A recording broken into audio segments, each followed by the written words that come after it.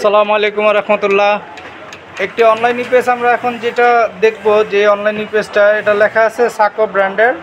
তো মাদারবোর্ড কিন্তু ওই যে কে স্টার টাইপেরই।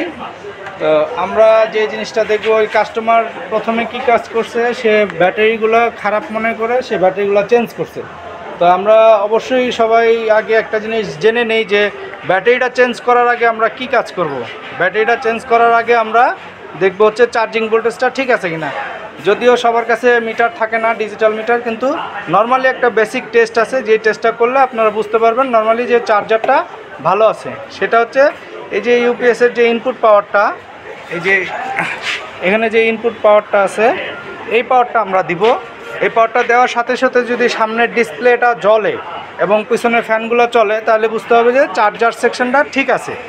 তো আমরা এখনই পাওয়ারটা দিচ্ছি, পাওয়ারটা দিলাম।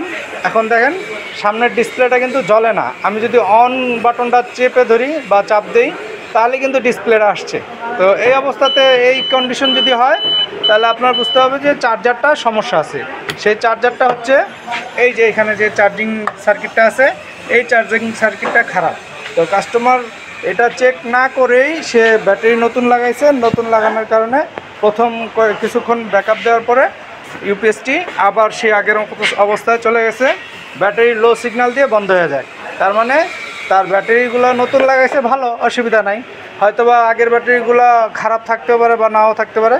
তো যে প্রবলেমটা ছিল, মেন প্রবলেম ছিল হচ্ছে চার্জারটা সমস্যা ছিল। তো এখন আমরা আবার চার্জারটা লাগিয়ে আপনাদেরকে দেখাবো যে চার্জারটা লাগানোর পরে কি ধরনের এটা পাওয়ার দেওয়ার সাথে সাথে কিভাবে সামনে যে ডিসপ্লেটা জ্বলার কথা সেটা জ্বলে উঠবে। তো সেই পর্যন্ত আমাদের সাথেই থাকুন, ধন্যবাদ।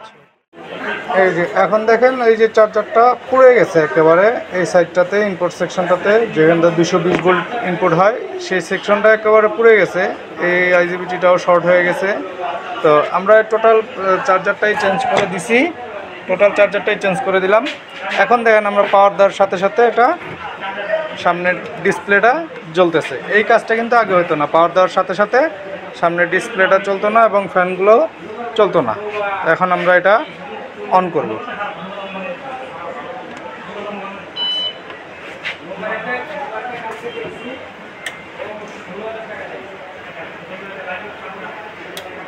আমরা এখন এটা অন করে দিলাম। অন করার পরে ইউপিএসটা ইনভার্টার মোডে চলতেছে। আমরা এই অবস্থায় বাস ভোল্টেজটা চেক করব।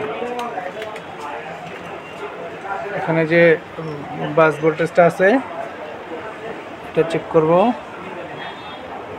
হ্যাঁ, 350 আছে এক সাইডে, আর এক সাইডেও 352 আছে, মানে 350, 52, 53, এটা কোনো সমস্যা না, সব মিলে ঠিক আছে। এখন আমরা আউটপুট ভোল্টেজটা দেখি।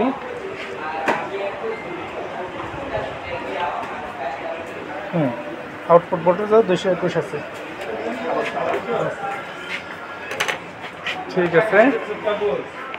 তো এই হচ্ছে ইউপিএসটির ফিচার এবং কীভাবে আমরা কাজ করলাম সেটা দেখালাম। এই ধরনের কোনো অনলাইন ইউপিএসের যদি কোনো প্রবলেম হয়, অবশ্যই আমাদের সাথে যোগাযোগ করবেন।